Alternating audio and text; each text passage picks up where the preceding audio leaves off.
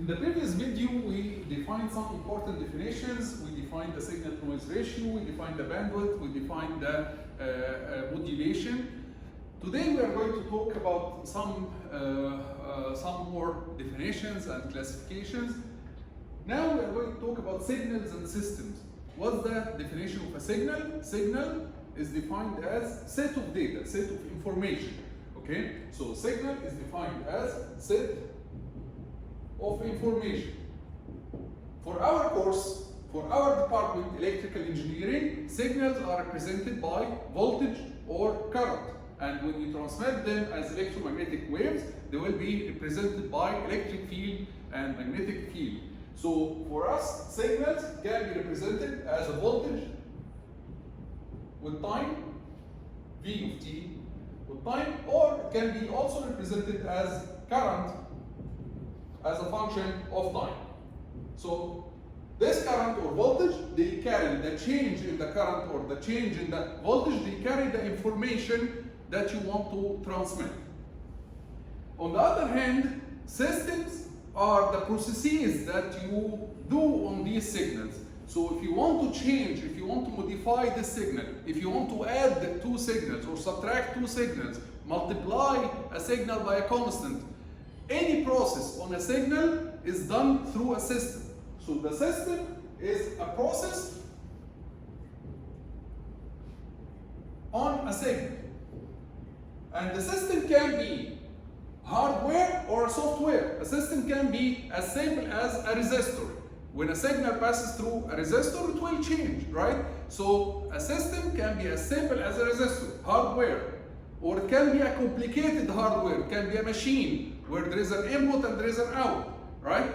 Or the system also can be a software. It can be an algorithm that you implement to your computer. So an algorithm that takes an input signal and gives you an output signal, okay? So the system can be hardware or software.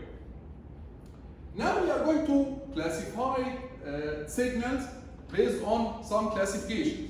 Okay? Last time we talked about the classification of signals based on digital and analog.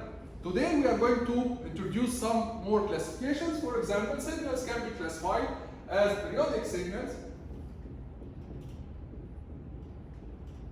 and aperiodic signals.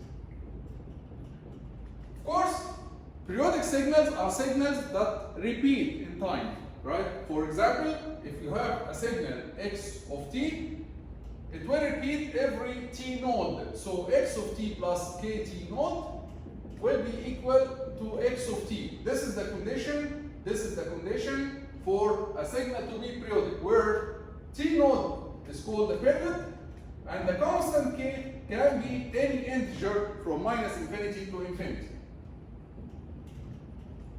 So this is the condition for a signal to be periodic, that it repeats every t node.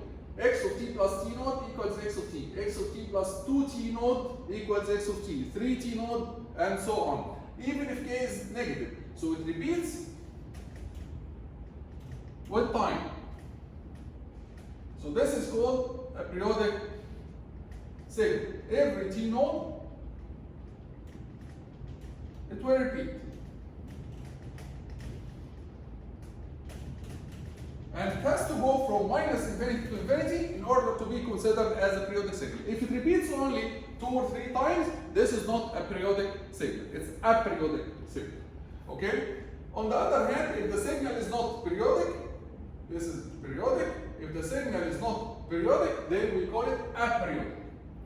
So this is one classification for signals.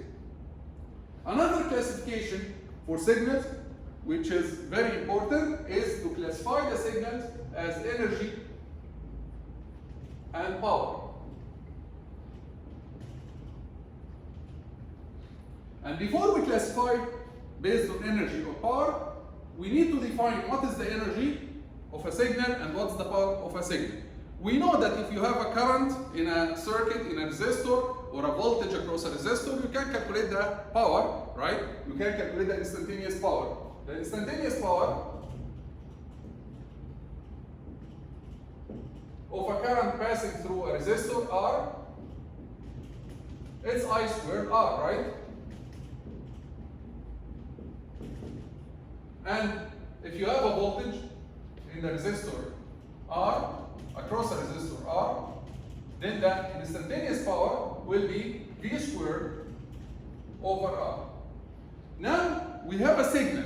We don't have a current or a voltage passing through a resistor. We have a signal. This signal can be in the air. It can be just a signal like passing in the wireless channel. How can we calculate the energy and power of this signal? We usually assume that our signal, which can be voltage or current, we assume that it passes through a resistor of 1 ohm. So we assume that it goes through a resistor of 1 ohm. And then in both cases, whether you have a current, your signal is current, or your signal is volt, then the power will be I squared of T and V squared of T. Whether your signal is the current passing through the resistance or the voltage across the resistance, if you consider or you assume that the resistance is 1 ohm, it will be the square of the signal. The square of the signal. This is the instantaneous, this is called the instantaneous power. How to calculate the energy from the instantaneous power? The energy is the integration of the power over time, right? So the energy, the definition of energy, is the integration of the power over time. So we are going to integrate our signal, and we are going to call it here, in general, G of T, where G of T can be current I, or it can be voltage V. We are going to call it G in general. And we are going to take the magnitude because in the future, we are not going to deal with real signals. Sometimes we are going to deal with complex signals, which have real parts and imaginary parts. So in order to calculate the instantaneous power, we have to take the magnitude squared. So in general, if you are dealing with a complex signal, you have to take the magnitude squared in order to get the instantaneous power. The energy is the integration of the instantaneous power. So the energy is the integration of the instantaneous power of your signal over time from minus infinity to infinity. So if you square your signal, you get the instantaneous power.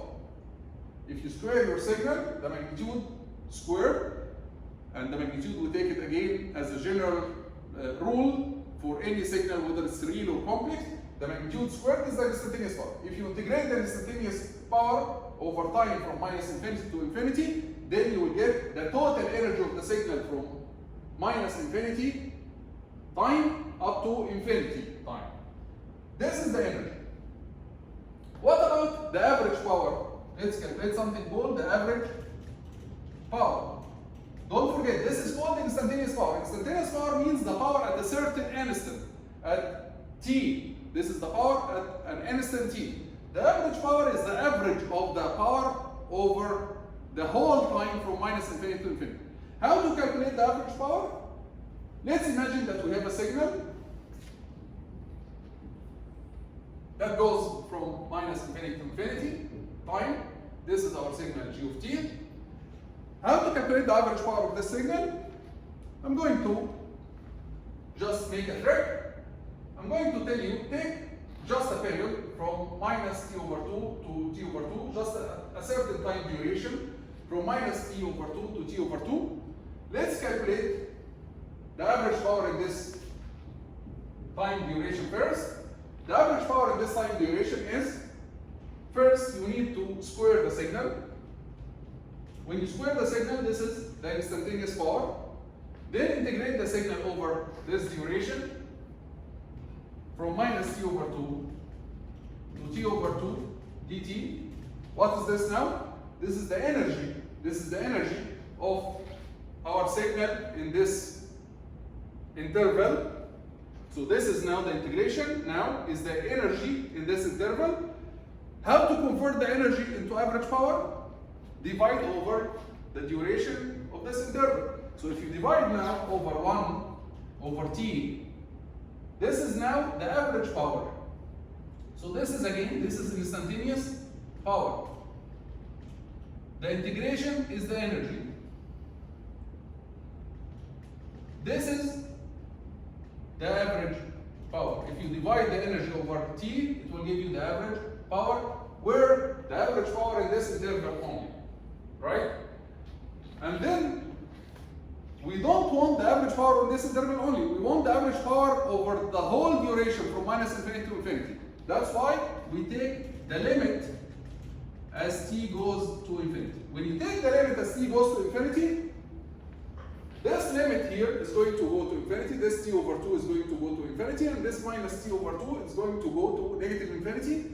And like this, you calculated the average power over the whole duration from minus infinity to infinity. So this is the expression of how you calculate the energy of a signal. This is the expression of how you calculate the average power of a signal. And the average power, be careful that the average power is average over the whole time from minus infinity to infinity. So the average power of a signal means it's the average power over the whole duration from minus infinity to infinity. Same for the energy. It's the total energy of the signal from minus infinity to infinity. So this is the definition of the energy of a signal and the average power of a signal. Now we can classify our signals to be either energy signal or power signal. How can we do this classification? Let's see.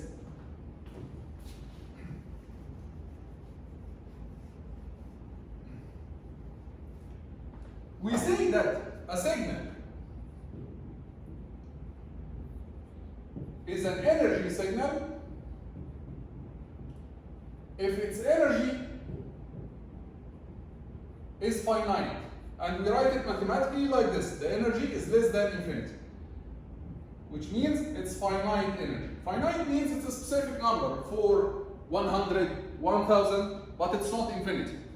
So as long as the energy is finite, it's not infinity, and this is how we write it mathematically, less than infinity, then we say that our signal is an energy signal.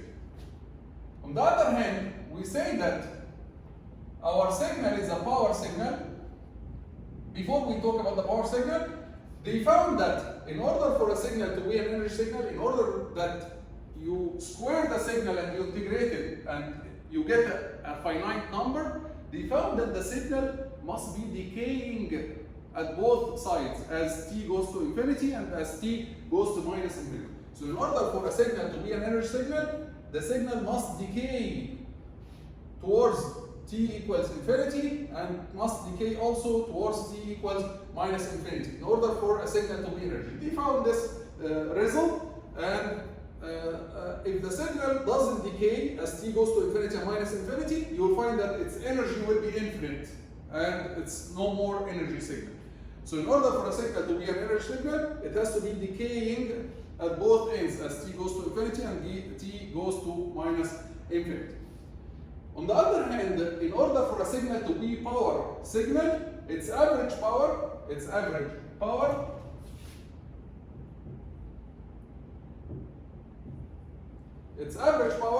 must be finite and not zero. So it must be finite number, but not zero. So it can be 5, can be 10, 100, 1000, but not zero. As long as P average is finite, but not zero, then we say that our signal is a power signal.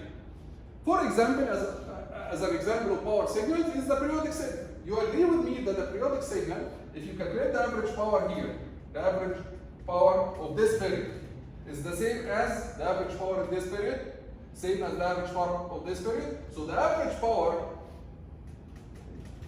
of this periodic signal is the same as the average power of one period. So the average power of this periodic signal is the same as the average power of one period. And the average power of one period, if you calculate the average power of one period, you will find that it's finite. And hence, any periodic signal has a finite average power, and we can say that periodic signals are examples of power signals.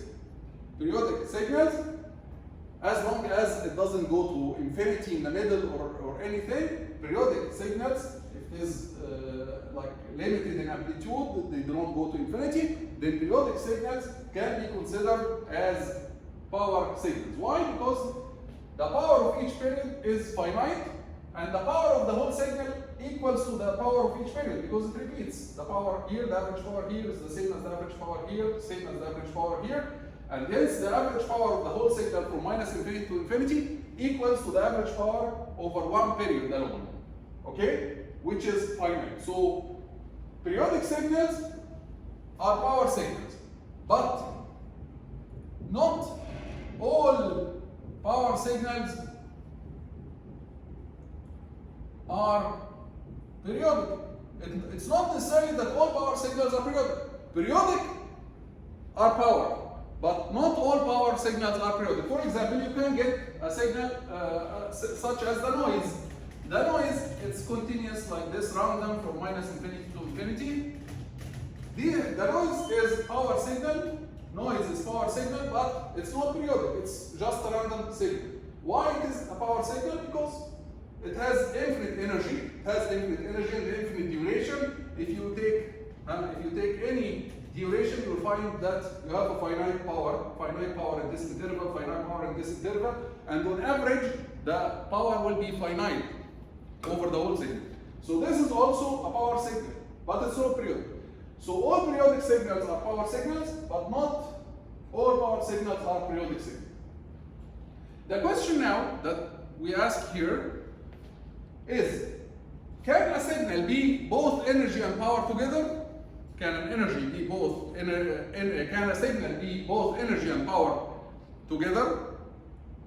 The answer is no. A signal cannot be energy signal and power signal at the same time. Why? Because if a signal is an energy signal, then its energy is finite, right?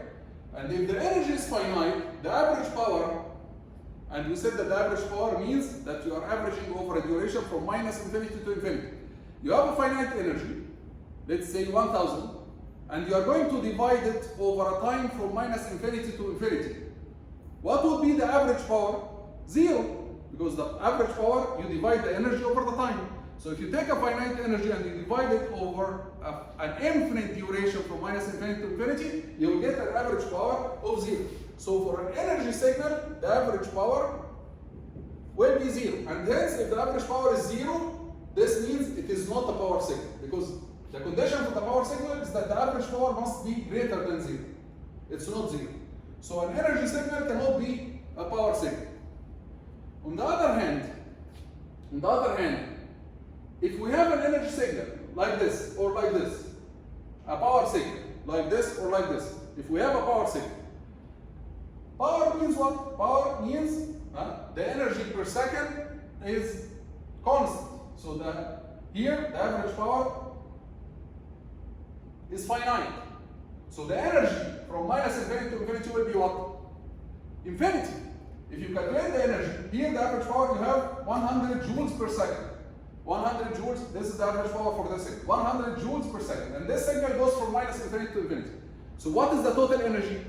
If you have 100 joules per second here, then the total energy, you will integrate 100 from minus infinity to infinity, it will give you infinity. So for power signals, the energy is infinity. For power signal, the energy is infinity. And hence, a power signal cannot be an energy signal, because the condition for energy signals is that the energy must be finite. But here the energy is infinity. So a power signal cannot be an energy signal, and an energy signal cannot be a power signal. Another question, another important question. Is it possible that a signal is neither power nor energy? Yes, there are some signals that are neither power nor energy. I'm going to give you an example, and I'm going to ask you to try to calculate the average power for it and the energy for it, and you tell me about the answer. Try the ramp function. The ramp function, which looks like this.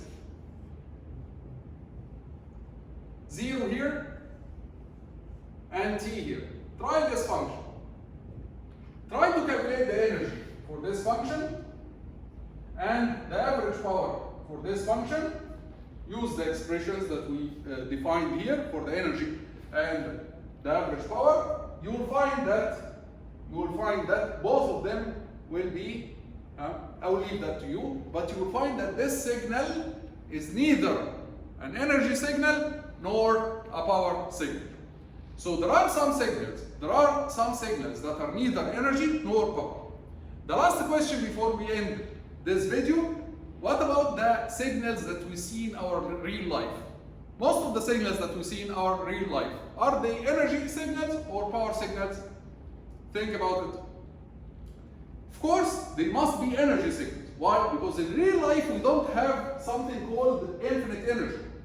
In real life, we don't have infinite energy. We have finite energy. If you go to the lab, you turn on the generator, you generate a signal, and after 1 or 2 hours, you turn it off, then you generated some finite energy. So the signal that you generated is finite energy, and hence it's an energy signal. We don't have something called power signal in reality, except if you are talking about the sun, if you are talking about the wind, about these natural phenomena that exist from the start of the universe until the end of the universe, right? So these can be considered as power signals. But in real life, all the signals that we deal with, that we generate in our lab, in our industry, they are finite energy, and we call them energy signals. Why are we studying power signals if all the signals that we deal with are energy signals? Because we'll use them mathematically. We use some power signals mathematically. For example, in Fourier series, we use periodic signals. We use cosine and sine that go from minus infinity to infinity, right? Sinusoidal waves that go from minus infinity to infinity. We use them for mathematical representation. That's why power signals are important for mathematical representation, for mathematical proofs, for some validation of some results. Okay? So we'll stop this video here, and we'll see you in the next video, inshallah.